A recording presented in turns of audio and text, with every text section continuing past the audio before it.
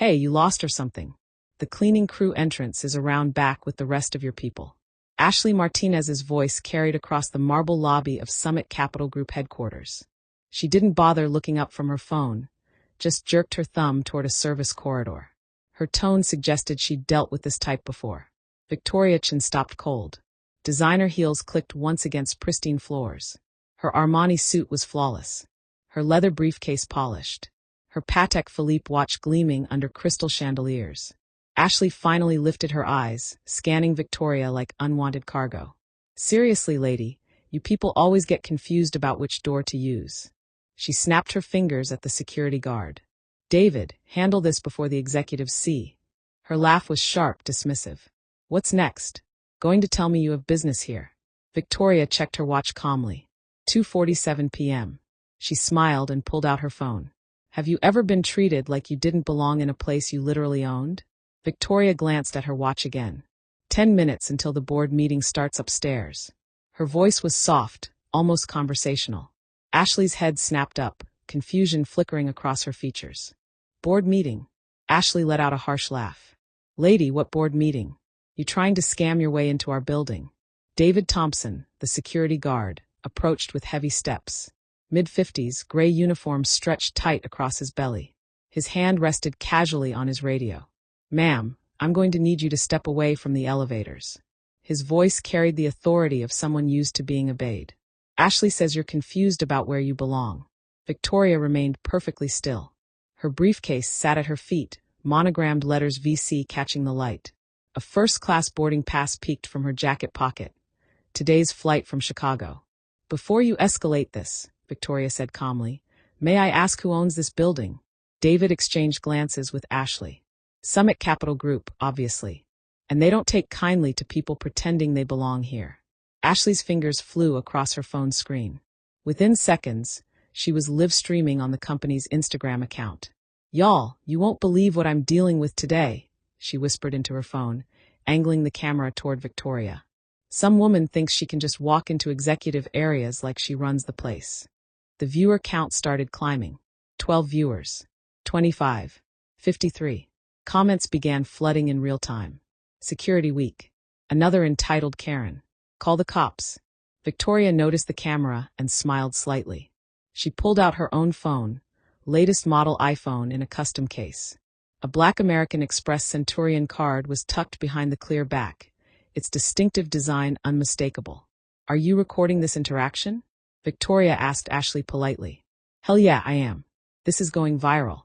Ashley's voice grew louder, more theatrical.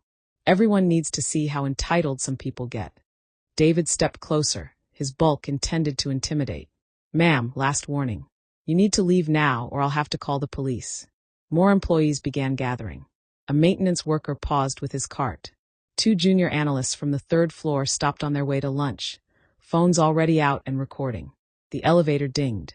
Jennifer Brooks emerged, regional manager written across her sharp features and severe gray suit. 40-something, with the kind of confidence that came from 15 years of climbing corporate ladders. What's the commotion down here? Jennifer's voice cut through the growing chatter. This woman's trying to get into executive areas, Ashley explained, still live streaming. The viewer count had jumped to 127. Won't take no for an answer. Jennifer sized up Victoria with practiced efficiency.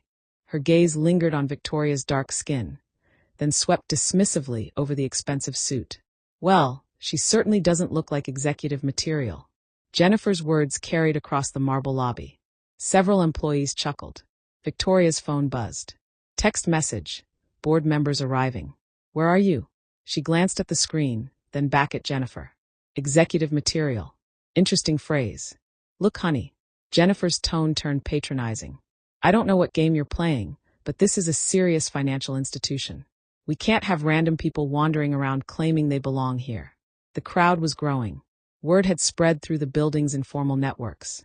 More phones appeared, more cameras rolling. Ashley's livestream viewer count hit 203. She probably saw our building in some movie and thought she'd try her luck. Someone whispered loud enough for everyone to hear. Laughter rippled through the crowd. Victoria opened her briefcase slightly, revealing a glimpse of official letterhead.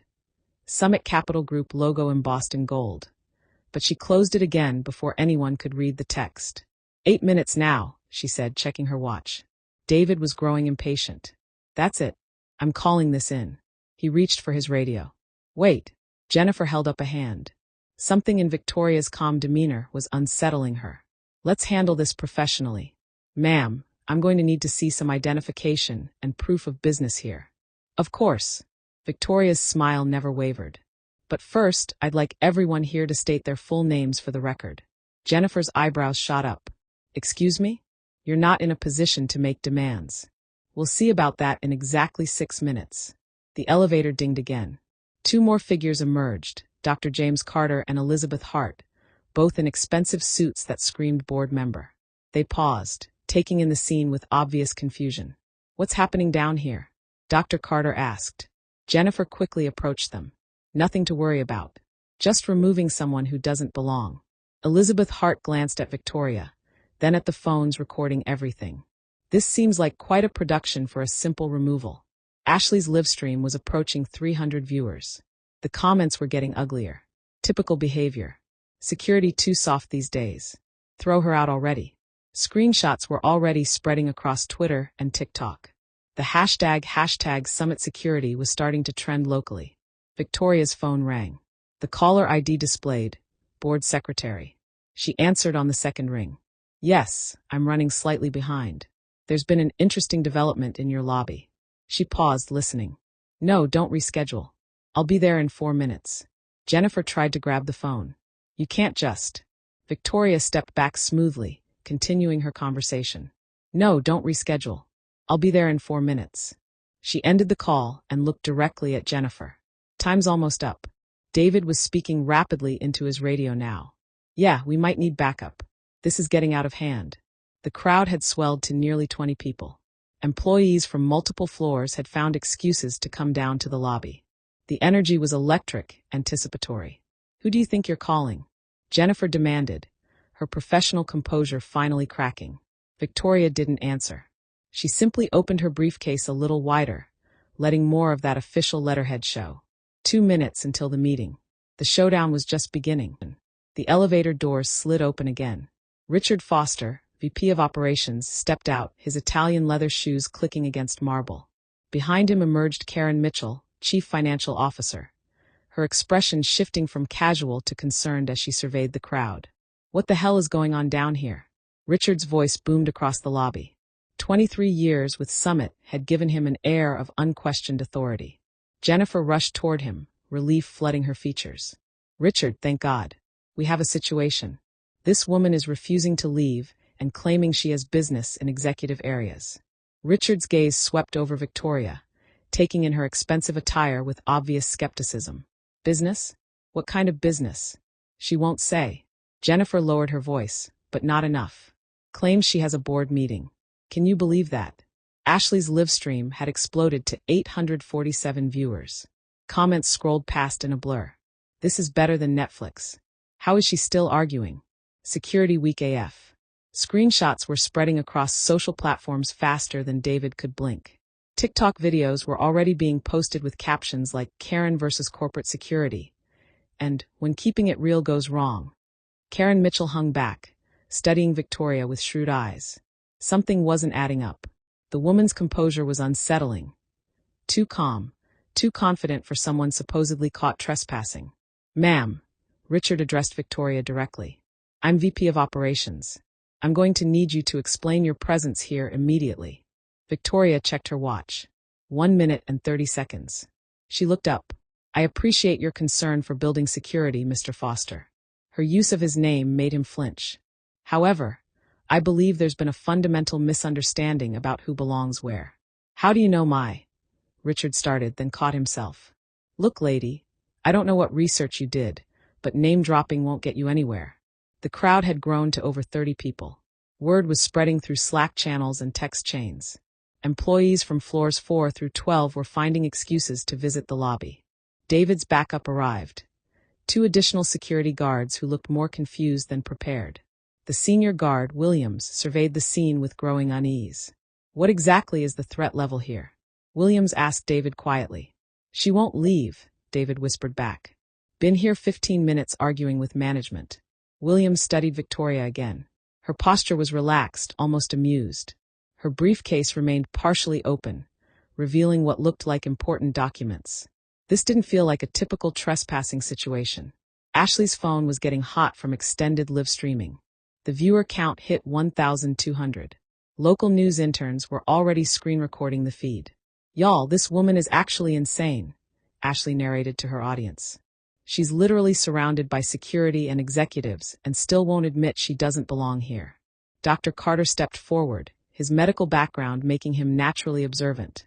Something about this woman's expensive accessories bothered him.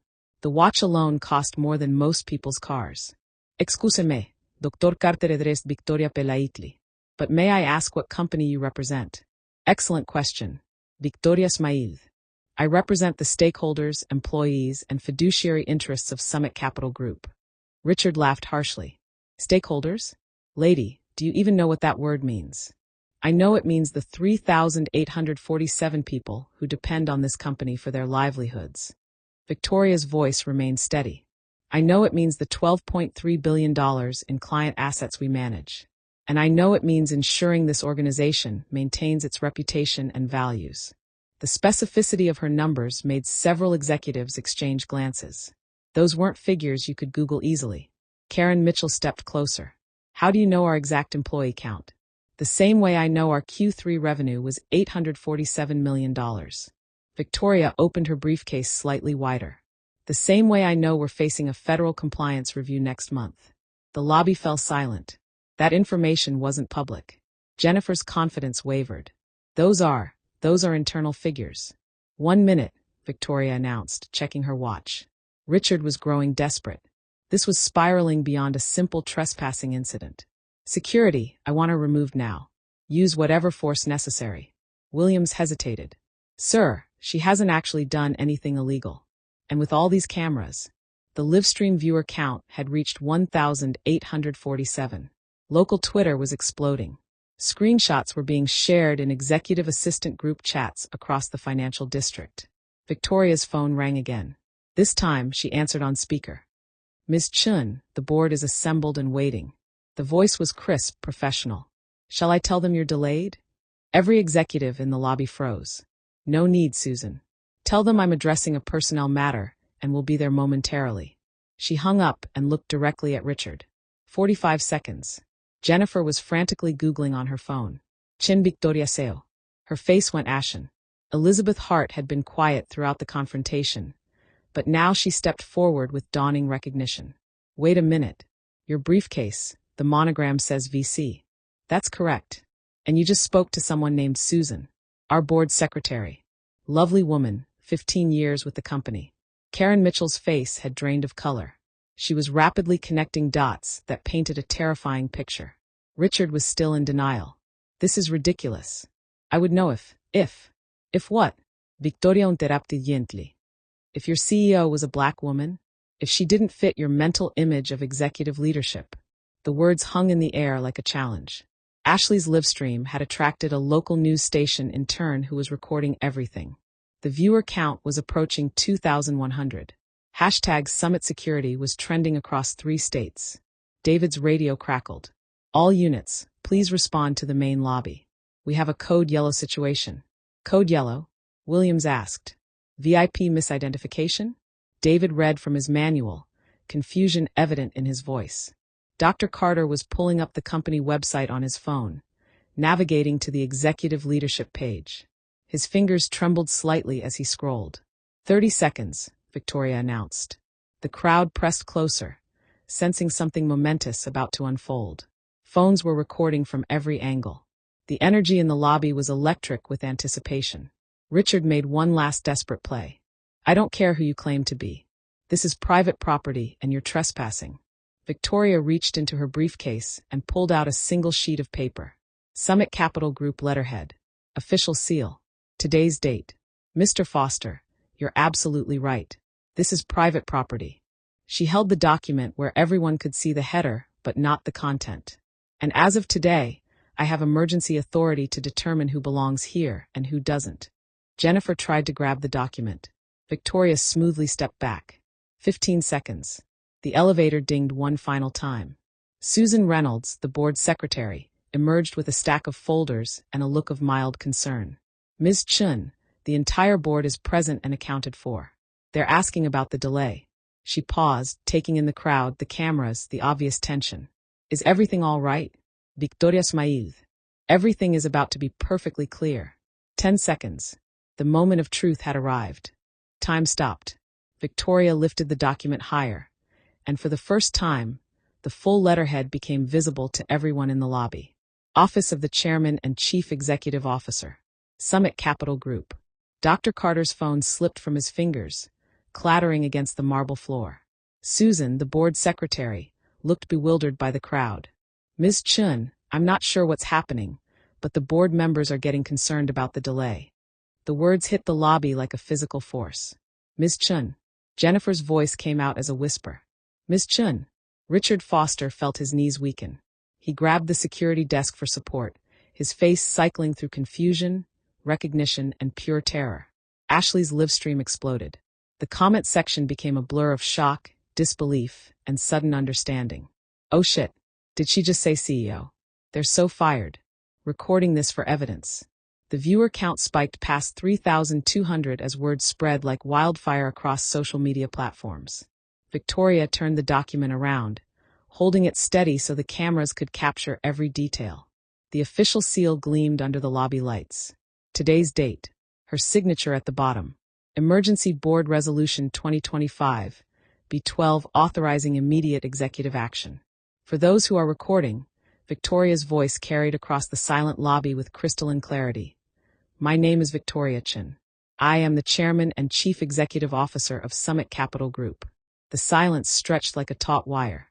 This company, which I have led for 3 years, generated $847 million in revenue last quarter and manages $12.3 billion in client assets for over 150,000 individual and institutional investors. David's radio fell from his hand, hitting the floor with a plastic crack.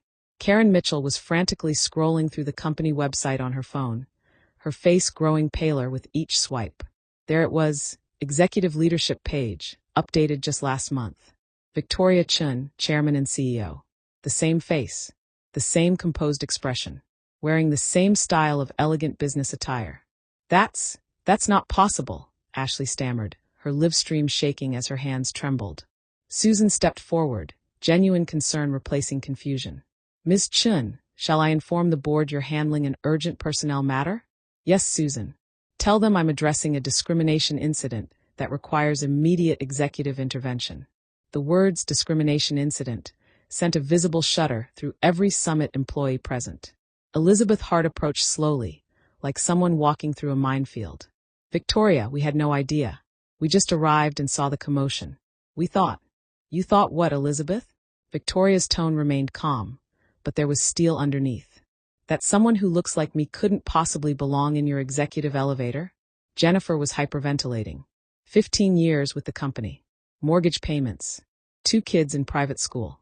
Her entire career was flashing before her eyes. I didn't know, she gasped. How could I have known?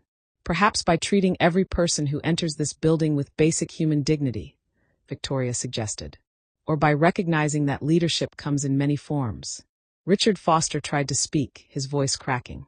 Ms. Chen, I sincerely apologize. There's been a terrible misunderstanding. Has there? Victoria interrupted. Or has there been a perfect understanding of exactly how certain people are viewed in this organization? She pulled out her phone and began scrolling through the screenshots that had already been sent to her by Susan's assistant. Social media posts, text messages, Slack conversations. The digital trail of the last 25 minutes. Let's see what we have here. Victoria's voice took on the tone of someone reading a quarterly report. Ashley's Instagram livestream, currently at 3,847 viewers. Hashtag Summit Security trending across 7 states. Screenshots shared in 14 different social media groups. She looked up at Ashley, who had gone completely white. Your caption reads, and I quote, "Dealing with entitled people today faced with rolling eyes, some people really think they can just walk into executive areas like they own the place." Ashley's phone was still live streaming. The irony was lost on no one. The comments are particularly illuminating, Victoria continued. Several dozen references to those people, and suggestions that I should be thrown out or arrested. Security guard William stepped forward, his face grave. Ma'am, I apologize. We should have verified. Should have verified what? Victoria asked. My right to exist in this space? My credentials before assuming I was trespassing. She turned to address the broader crowd, many of whom were still recording. I want everyone here to understand something crucial. I don't owe anyone in this lobby proof of my identity to justify my presence. No one should have to produce credentials to walk through a building lobby without being harassed. Dr. Carter had retrieved his phone and was now frantically deleting his earlier text messages to his wife about the situation in the lobby. Victoria noticed the gesture. Dr. Carter, I hope you weren't sharing this incident with others before understanding the full context. No. I wouldn't, Dr. Carter stammered. Susan reappeared from the elevator. Ms. Chen, the board is asking if they should proceed with Agenda Item 1 or wait for your arrival. Tell them we have a new Agenda Item 1, Employee Conduct and Discrimination Protocols. We'll be addressing some immediate policy changes. Susan nodded and disappeared back into the elevator. The crowd began to thin as employees realized they were witnessing potential terminations in real time. Several junior staff members quietly slipped away, not wanting to be associated with the incident. But the executives remained frozen, trapped by their own actions and words. Victoria reached into her briefcase and pulled out a second document. This one was thicker, bound with a black cover. This is Summit's Employee Handbook, current edition. Section 4.7 specifically addresses discrimination and hostile workplace environments. She flipped to a marked page. Any employee who creates a hostile environment based on race, gender, or perceived social status can be subject to immediate termination for cause. Jennifer made a choking sound. For cause means no severance, no benefits continuation, and no positive references. Victoria continued matter-of-factly. It also means potential legal liability for the individuals involved. Richard Foster found his voice, though it came out as a croak. Ms. Chen, surely we can resolve this internally. No one intended. Mr. Foster, intent matters far less than impact. Victoria's words cut like a blade. The impact is that we now have documented evidence of discriminatory behavior by multiple employees, witnessed by dozens of people, and broadcast to nearly 4,000 viewers across social media platforms. She held up her phone showing the trending hashtag. The impact is that Summit Capital Group is now associated with racial profiling and discriminatory treatment of Black individuals. Karen Mitchell stepped forward tentatively. What can we do to make this right? An excellent question, Karen. Victoria's use of her first name was deliberate, a reminder of the power dynamic. What would you suggest we do when employees publicly humiliate the CEO of their own company based on racial assumptions? The question hung in the air like a sword. Ashley's livestream had reached 4,200 viewers. News stations were starting to pick up the story. Twitter was exploding with commentary. LinkedIn posts were being written by diversity and inclusion professionals across the country. Victoria pulled out one final document from her briefcase. This one bore the seal of the board of directors. This morning, the board granted me emergency disciplinary authority to address any personnel issues that might arise during today's compliance review. She held the document so everyone could see it. That authority includes immediate termination, suspension, or mandatory retraining for any employee whose conduct creates legal or reputational liability for the company. The words immediate termination echoed through the lobby like a death sentence. David was quietly trying to back away from the group, hoping to distance himself from the situation. Victoria no utist. David, please stay. Your role in this incident needs to be addressed as well. He froze mid-step.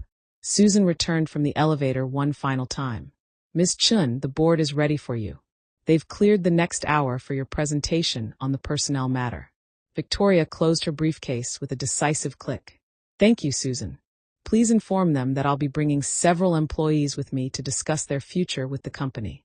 She looked around the lobby, making eye contact with each person who had participated in the incident. Jennifer Brooks, Regional Manager. Ashley Martinez, Senior Receptionist. David Thompson, Security Guard. Richard Foster, VP of Operations. Her voice was calm, professional, and absolutely terrifying.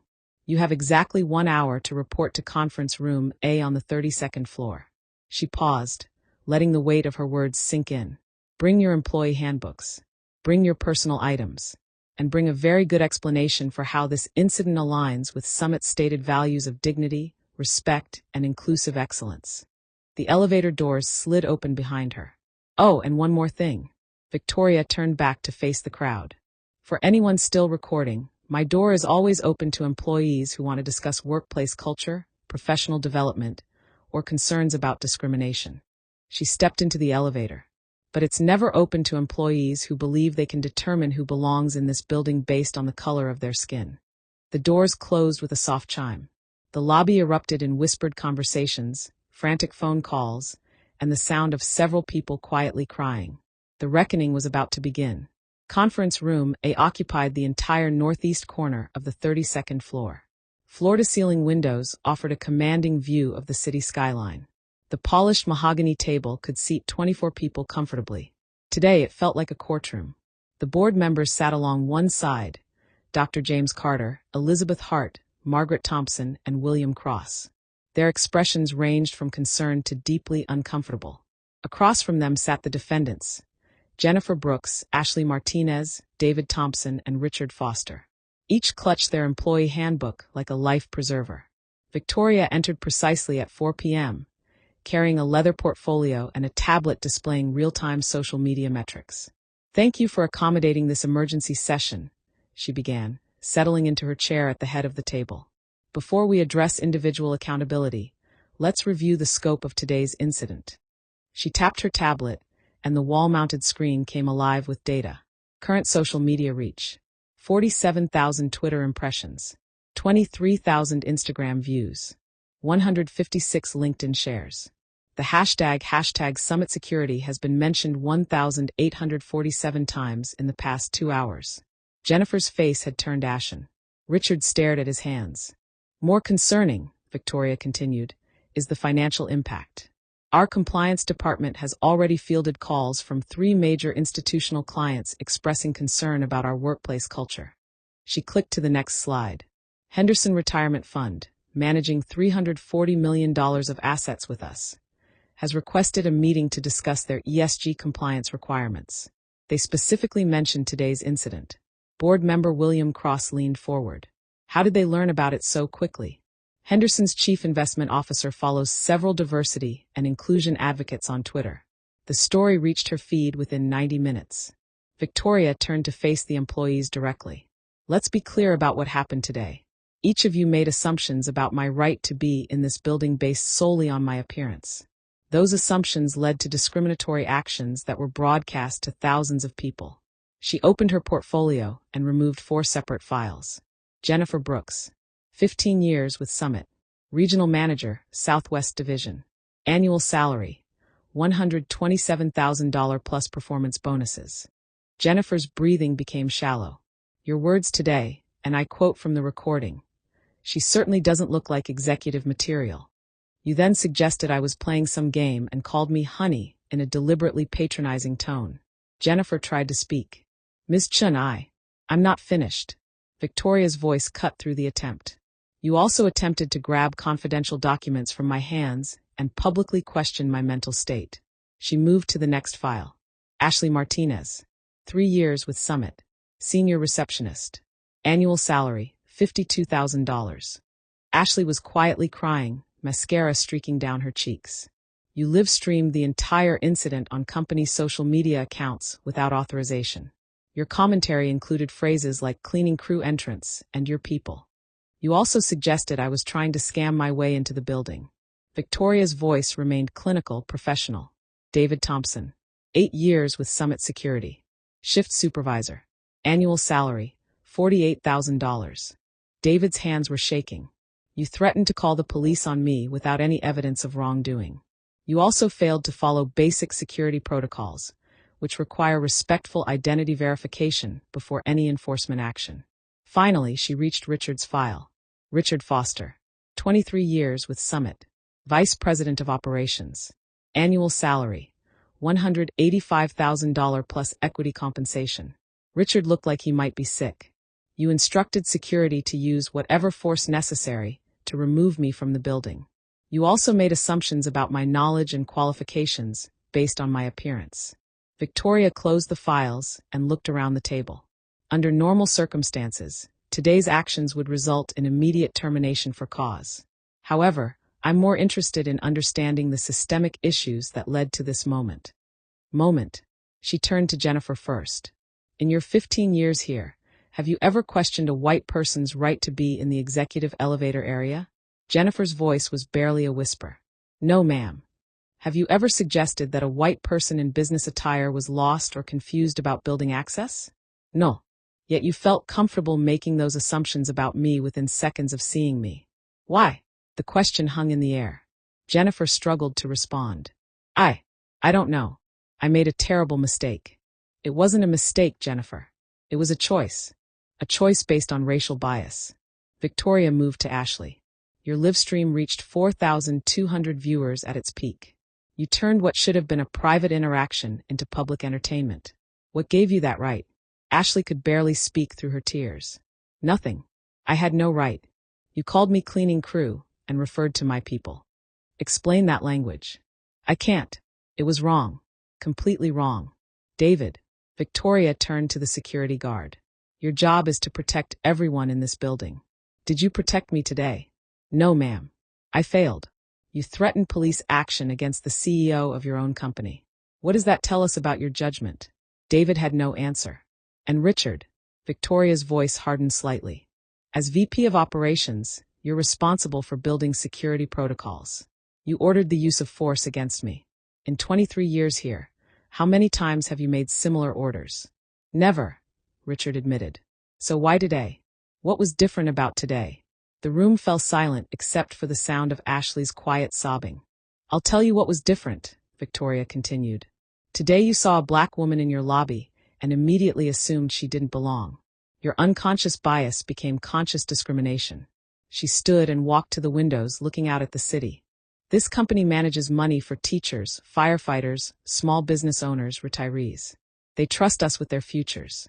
How can we serve a diverse client base when our own employees can't recognize diversity in leadership? Board member Dr. Carter spoke up. What are you proposing, Victoria? Victoria returned to her seat. I'm proposing accountability with education. Each of you will face consequences, but you'll also have opportunities for growth. She reopened her portfolio. Jennifer, you're being demoted from regional manager to account supervisor. Salary reduction to $85,000. Mandatory bias training and 6 months of performance monitoring. Jennifer nodded, relief evident despite the demotion. Ashley, you're suspended without pay for 2 weeks.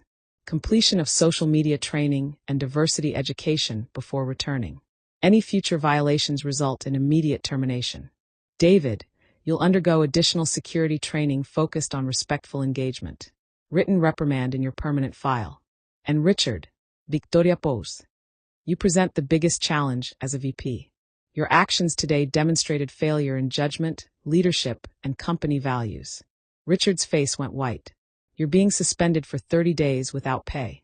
Upon return, you'll be transferred to a non-supervisory role in compliance. Your VP title and equity compensation are terminated immediately. The financial impact hit him like a physical blow. Loss of equity alone cost him nearly $400,000. However, Victoria continued, these disciplinary actions come with an opportunity. Summit will become a case study in transforming workplace culture. Each of you will participate in that transformation. She clicked to a new slide on the screen.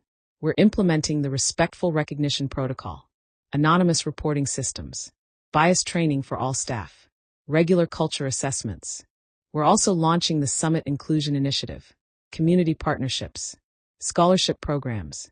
Mentorship opportunities for underrepresented professionals. William Cross leaned back in his chair. This will require significant investment. The investment in doing nothing is far greater, Victoria replied. Today's incident could have cost us millions in client losses and reputation damage. She turned back to the employees. You have choices to make. Accept these consequences and commit to growth, or choose to leave Summit with basic severance packages. If you stay, you'll help us build something better. If you leave, you'll carry this experience with you wherever you go. Jennifer spoke first. I want to stay. I want to learn. One by one, they all chose to stay. Good, Victoria said. Because change is hard work. It requires honest examination of our biases and genuine commitment to doing better. She gathered her files. Training begins Monday. HR will provide details. And remember, this isn't about punishment. It's about transformation. As they filed out of the conference room, Victoria remained seated, looking out at the city skyline. The real work was just beginning. Transformation. 6 months later, the Summit Capital Group lobby had transformed. Gone was the sterile marble intimidation. In its place, warm lighting, comfortable seating areas, and digital displays showcasing the company's diversity and inclusion achievements. Ashley still worked the front desk, but her approach had evolved dramatically. Today she greeted every visitor with genuine warmth, regardless of their appearance or perceived status. Good morning. Welcome to Summit Capital. How may I assist you today? Her smile was authentic as she addressed a young Black entrepreneur seeking small business banking services. The respectful recognition protocol had become the gold standard across the financial services industry. Within 3 months of implementation, discrimination complaints dropped to 0. Employee satisfaction scores reached company records. Jennifer Brooks, now an account supervisor, had become one of the program's strongest advocates. Her personal transformation story was featured in Harvard Business Review's Leadership Through Learning series. I had to confront my own biases, she told the interviewer. Victoria Chen didn't just save my career. She saved me from perpetuating harm I didn't even realize I was causing. The numbers told the story of genuine change.